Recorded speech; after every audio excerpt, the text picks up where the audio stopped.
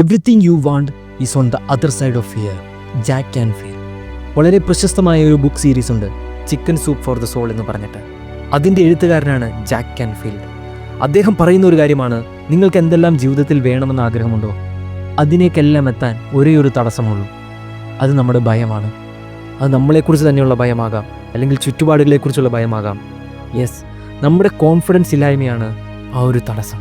അദ്ദേഹം പഠിപ്പിക്കുന്ന ജീവിതം മാറ്റിമറിക്കുന്ന 5 ലെസൺസ് ഉണ്ട്. അതിലൊന്നാമത്തെ കാര്യമാണ് take responsibility for your life.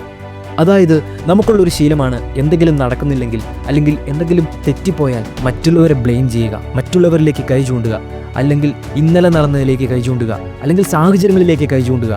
No, ആരെയും കുറ്റം പറയരുത്. നമുക്ക് ചെയ്യാൻ പറ്റുന്നത് നമ്മൾ ചെയ്യുക എന്നുള്ളതാണ്.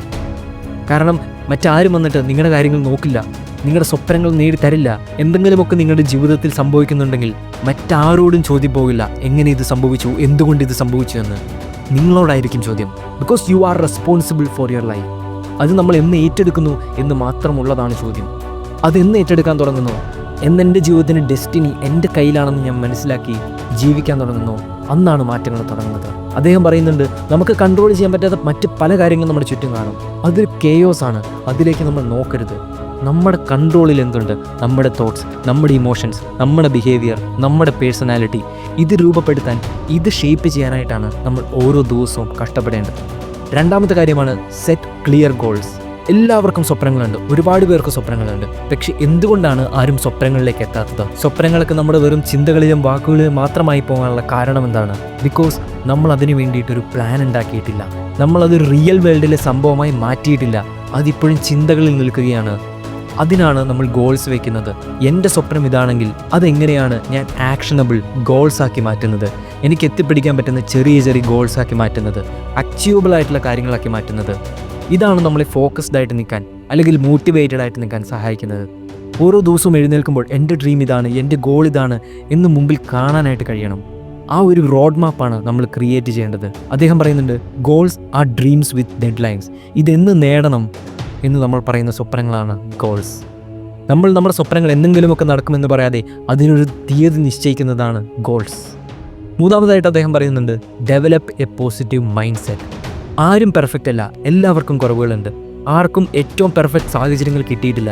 എല്ലാവർക്കും പലതിനും ജീവിതത്തിൽ കുറവ് കാണും, ഒന്നല്ലെങ്കിൽ മറ്റൊന്ന്. എല്ലാ ഡോറുകളും ഒരുമിച്ച് ആർക്കും തുറന്ന് കിട്ടിയിട്ടില്ല.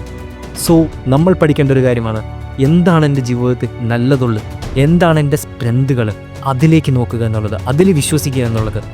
എൻ്റെ എബിലിറ്റീസ് എവിടെയാണ് കിടക്കുന്നത് എന്ന് കണ്ടെത്താൻ ഓരോ ദിവസം പരിശ്രമിക്കുക എന്നുള്ളത്. അദ്ദേഹം പറയുന്നുണ്ട്, know that there is something inside you that is greater than any obstacle. ഏത് തടസ്സം വന്നാലും അല്ലെങ്കിൽ എന്തൊക്കെ പ്രശ്നങ്ങൾ വന്നാലും നിങ്ങളുടെ ഉള്ളിലും ഒരു ശക്തിയുണ്ട്.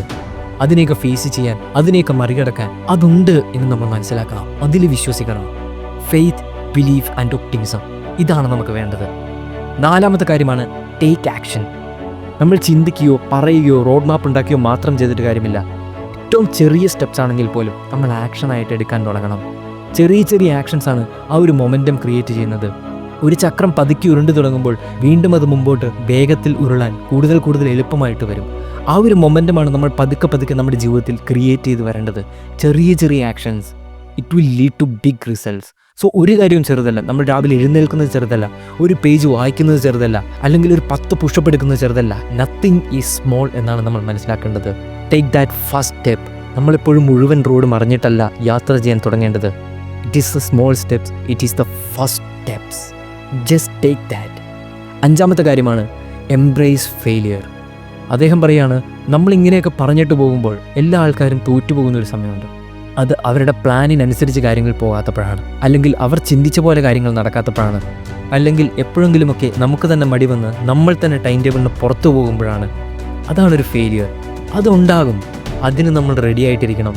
അതിൻ്റെ പേരിൽ ഗിൽറ്റി ആയിട്ടിരിക്കാനോ നമ്മളെ തന്നെ കുറ്റപ്പെടുത്താനോ വീണ്ടും സമയം കളയാനോ നമ്മൾ പോകരുത്. It is a part of the process. നിങ്ങൾ തോൽക്കുന്നത്, പല കാര്യങ്ങളും നിങ്ങൾ ഉദ്ദേശിക്കുന്നത് പോലെ നടക്കാതെ വരുന്നത്, പല സാഹചര്യങ്ങളും നിങ്ങൾക്കെതിരെയാകുന്നത്, it is all part of the process. ഇവിടെയാണ് നമ്മൾ വളരേണ്ടത്, ഇവിടെയാണ് നമ്മൾ പഠിക്കേണ്ടത്. You how to grow and learn. അതുകൊണ്ട് അങ്ങനെ വീഴ്ചകളുണ്ടാകും. നമ്മുടെ ഭാഗത്തു നിന്നോ സാഹചര്യങ്ങളിൽ നിന്നോ എന്തിനെങ്കിലും ഒരു പ്രശ്നങ്ങളുണ്ടാകും എന്നും പേടിച്ച് നമ്മൾ ഇരിക്കരുത്. It is a part of the process. Those failures are part of the process. So forgive your self. Don't blame. Just move on. Everything you want is on the other side of the fear. ഒരേ ഒരു ചോദ്യം മാത്രമാണ് ബാക്കി. നമ്മൾ റെഡിയാണോ നമ്മളെ തന്നെ trust ചെയ്യാൻ, ആ ഒരു ഗോൾസ് സെറ്റ് ചെയ്യാൻ, to start that journey towards out